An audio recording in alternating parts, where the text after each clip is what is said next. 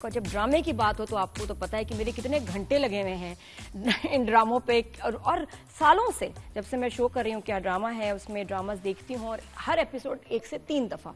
तो मेरे ख्याल इतना एक्टर्स को भी याद नहीं होगा, डायरेक्टर को नहीं याद होगा कि क्या क्या सीन्स में क्या डायलॉग्स थे जो मुझे याद है और क्या हुआ पर एपिसोड। तो एक ड्रामा शुरू हुआ कुछ अर्सा पहले, मुअम्मा शुरू हुआ और हमें समझ नहीं आई कि ये क्या है, ये लोग देखेंगे, पसंद करेंगे। कुछ बड़ा अनोखा सा है, सास बहू की कहानी नहीं भाई। हीरो जो है वो जबरदस्ती नहीं कर रहा हीरोइन के साथ, कुछ यहाँ तो कुछ उल्टा ही मामला चल रहा है। सबा को तो खैर देख के बड़ी खुशी हुई, उससे पता चला कि भाई एक सिग्नेचर प्रोजेक्ट तो होगा, लेकिन स्टोरी अनयूजुअल थी, प्लॉट बहुत ही डिफरेंट था। या तो मिस हो जाएगा या सही टारगेट पे हिट करेगा, और कर गया ऐसा कि लोगों ने उसको छोड़ा नहीं, उसका कोई एपिसोड अभी भी चल रहा है। सब जो है जीजी और उसके कैरेक्टर्स और उसके शिकारों से ऑब्सेस्ड हैं, इंक्लूडिंग मी। और उसमें एक कैरेक्टर बड़ा कमाल, आशिक का, नाम ही आशिक, तबीयत से भी आशिक। बेगम के होते हुए जीजी के साथ उसकी एक अजीब सी ऑब्सेशन, और जितने उसको थप्पड़ पड़े, लात पड़ी, और अब फाइनली उसकी डिवोर्स भी हो गई।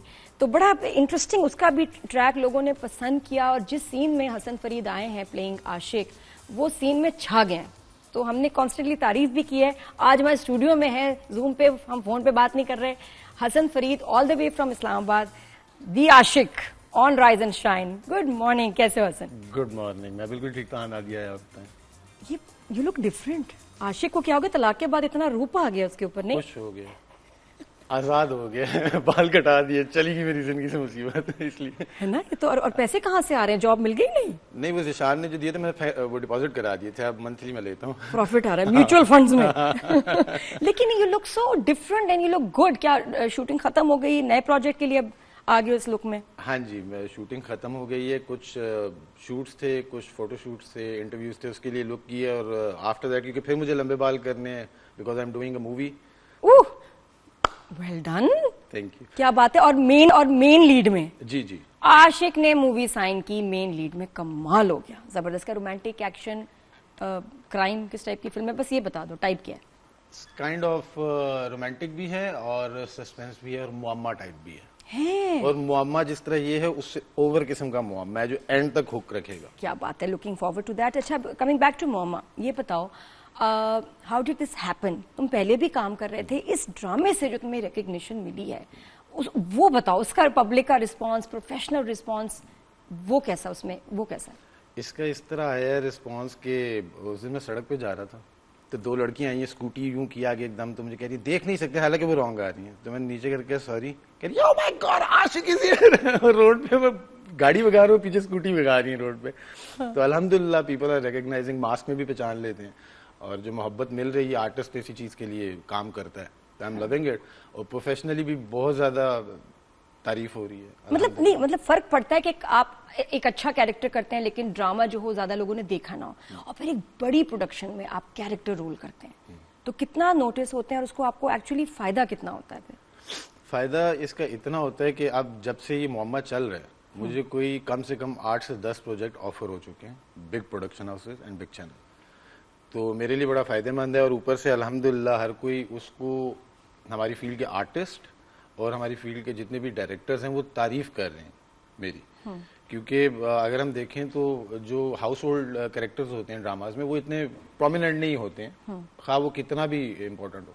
लेकिन नम्रा ने, मैंने इस तरह किया है उसको कि हमारी प्रोडक्शन कहती है कि यार ये आपने इतना अच्छा किया है कि ये प्रोमिनेंट हो रहा है आप लोगों की एक्टिंग की वजह से। जीजी के बाद आप लोग प्रोमिनेंट हो रहे हैं। नो डाउट, नो डाउट, तो नजर आ रहा है। और उसका देखिए रिस्पांस भी इतना अच्छा, ड्रामा इतना अच्छा जा रहा है, व्यूज वगैरह। लेकिन ये बताओ कि ये आशिक तो ड्रामे में हो गया सिंगल, रियल लाइफ में माशाल्लाह you married, you have kids, तो थोड़ा सा जरा अनम विद ANAM, यू नहीं कहना, यू नहीं हम कह रहे, ANAM। ये बताएं बेगम के बारे में, यू मैरिड, कितने बच्चे हैं? मेरे 2 बेटे हैं और माय बडीज। कितने बड़े? 1 is 15 and 1 is 7।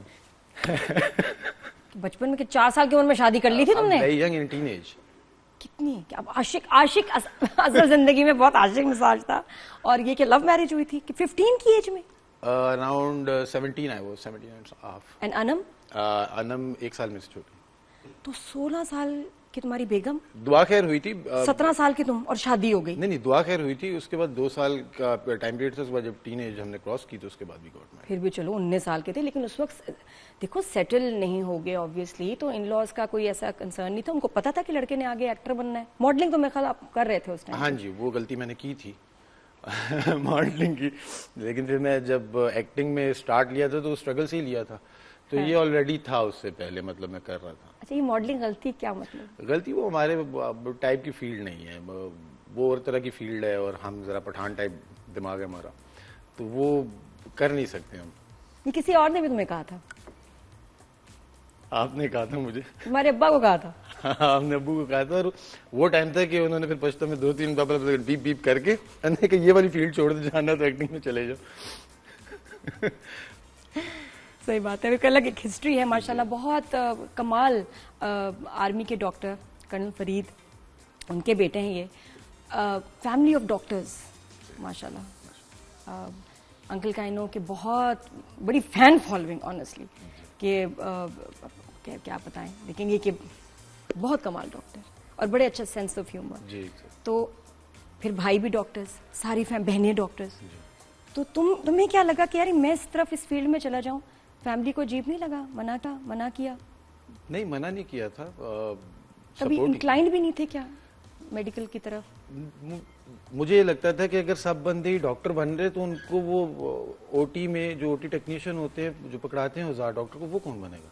मतलब हर बंदा डॉक्टर बनेगा तो कंपाउंडर कौन बनेगा, इंजीनियर कौन बनेगा? मेरे खानदान में सब लोग एक लाइन में चल रहे थे, वो कहते हैं हमारे खानदान की परंपरा है, तो वो चल रही थी, मैंने उसको तोड़ दिया। तो आई वॉज द वन जिसको मैंने ब्रेक किया था। तो मेरे से बड़े वाला जो है उस्मान, वो मेडिकल में था, उसने देख के खरबूजे को देख के खरबूजे ने रंग पकड़ा, उसने मेडिकल छोड़ के एमबीए पकड़ लिया। अरे वाह। तो वो मलबा में मेरे सर। अच्छा, तो वो फिर कमिंग बैक टू द शादी, अब ये अगेन कि आप इतनी अर्ली एज में मतलब इतना श्योर हो जाना कि जी मुझे इसके साथ शादी करनी है, और फिर वो सवाल रह गया कि जी इन लॉज का क्या रिएक्शन था जब प्रपोजल गया? उन्होंने वो कंसर्न नहीं थे कि भी बच्चे ने तो आगे एक्टर बनना है, तुम्हारी बेटी का ख्याल कैसे रखेगा? Was it difficult convincing them? It was, but for me, but the thing is, वो कहते हैं ना कि जब आप शादी करते हैं तो दो खानदानों की होती है। हाँ। जिस तरह के मेरे अब्बा थे, अल्लाह जन्नत नसीब करे, तो वो गारंटी दे के लाए थे और उन्होंने कहा था ये करेगा तब तक शुरू कर, हम रुखसती लेंगे, और फिर बस। लेकिन हसन कितना डिफिकल्ट है इस प्रोफेशन में? अब आपको बाकी प्रोफेशन में तो पता है ना, इतना पढ़ना है, उसके बाद इतनी देर काम करूंगा, कमाई शुरू हो जाती है, एक टाइम पीरियड है। इधर तो पता ही कोई नहीं, हवाई रोजी है, कब काम शुरू होगा, कब पैसा आना शुरू होगा, और बहुत दफा तो फ्री में भी काम करना पड़ता है, है ना? तो वो कितना चैलेंजिंग था with a family, with 2 kids, वो पीरियड बताओ। वो इस तरह नदी जी डिफिकल्ट था मेरे लिए कि ऑब्वियसली अगर आपकी वाइफ, आपकी फैमिली सपोर्टिव ना हो ना, तो आप कुछ नहीं कर सकते। आपका पैसा हो, आपका टैलेंट हो, अगर आपको मेंटली घर से सुकून नहीं है और आपको प्रेशर है कि यार आपकी वाइफ अगेंस्ट, यार ये नहीं करना। हाँ, अनम कभी गुस्सा होती है ना, वो देखेगी लड़की के साथ वो क्लोज नहीं, चुटकी पकड़ो यूं कर देगी, लेकिन वो अप्रिशिएट भी करती है कि बहुत अच्छा सीन किया, बहुत अच्छा काम किया। लेकिन किस तरह के स्ट्रगल्स फाइनेंशियली आए? कितना अरसा लगा सेटल होने में? और फाइनेंशियल मुझे स्ट्रगल्स बताओ। फील्ड के लिहाज से फाइनेंशियल स्ट्रगल तो यही है कि पहले अपनी जेब से लगा के पेट्रोल जा रहे, इतना कमा नहीं रहे हैं, लेकिन 2008 से वो कर रहे हैं। और ऑब्वियसली आपने भी ये मुझे बात कही थी कि हसन ये करो, ये हवाई रोजी है, लेकिन अपना साथ कुछ और भी काम करो। मैं उस चीज़ पे ये समझता हूँ नादिया जी कि जो इंसान 2 कश्तियों का सवार होता है ना, उसकी जो हंगर है ना वो मिट जाती है। वो भूख मेरी ना रहती आज दिन तक कि मैं 16 साल की स्ट्रगल करके आज अल्लाह ने मुझे इज्जत दी है, तो उसके पीछे अल्लाह ने ये वक्त लिखा हुआ था, आज मिली है इज्जत। लेकिन फाइनेंशियली जिस तरह अगर मैं कहूँ घर से तंग या कुछ नहीं, पहले मेरे अब्बा किसने सपोर्ट किया इस पीरियड में जब स्ट्रगलिंग? पहले मेरे अब्बा ने सपोर्ट किया। और मतलब ये सिर्फ तुम्हें नहीं, तुम्हारी वाइफ, 2 बच्चे, उन्होंने अपनी बेटी बनाया था। वो ये नहीं कि मेरे मुंह के पीछे, वो उसके लिए जो था उसका बाप ही था, और अल्लाह मग़फ़िरत करे उनकी। Anyways, अच्छा, नहीं, your father was very fond of you, Hasan. बहुत ज्यादा, और इतनी फिक्र उनको रहती थी कि ये लड़का कुछ डिफरेंट है। और वह मेरे तो बड़ी थे, मतलब अल्लाह मग़फ़िरत करे, मैं बात उनके बारे में कर नहीं सकूँ ज्यादा कि मेरा वो पहला इश्क ही है और आखिरी इश्क है। तो अपने फादर, अपने वालिद साहब की बात कर रहे हैं हसन, और उनका ऐसे चले जाना is a very big loss. बिल्कुल बिगेस्ट लॉस फॉर मी। तो उसके बाद अल्हम्दुलिल्लाह मेरे भाई, उन्होंने कभी मुझे इस तरह प्रेशराइज नहीं किया कि यार तुम घर में ये करो या वो करो। उनकी सपोर्ट आज दिन तक, अगर आज भी मैं इधर बैठा हूँ, कोई हो सकता है कोई पीछे प्रॉब्लम हो, उन्होंने कहा तुम जाओ, तुम अपने इंटरव्यूज करके आओ, वी विल मैनेज इट। तो अगर मैं काम कर सक रहा हूँ या फिर रहा हूँ, और वो सिर्फ मेरी जो पूरी फैमिली है ना, बहन भाई भाभियाँ, मेरी बेगम, बच्चे, सारों की सपोर्ट के साथ। और फाइनेंशियल सपोर्ट ज़्यादा नहीं कोई करते आजकल के ज़माने में, वैसे कर देंगे, थोड़ा सा हौसला बढ़ा देंगे, लेकिन कहेंगे यार हमारे अपने मसले, हमारी भी फैमिली है, फाइनेंशियली नहीं कर सकते। तो you are very fortunate. Break लेते हैं यहाँ, ब्रेक के बाद फौरन वापस आएंगे, क्योंकि हसन अभी हमारे साथ नहीं, कहीं हम इनको जाने नहीं देंगे। आशिक आ गया जी कराची, और आशिक से भी और बहुत सारे इनके इश्क विद जीजी के बारे में भी अब हम बात करेंगे थोड़ा।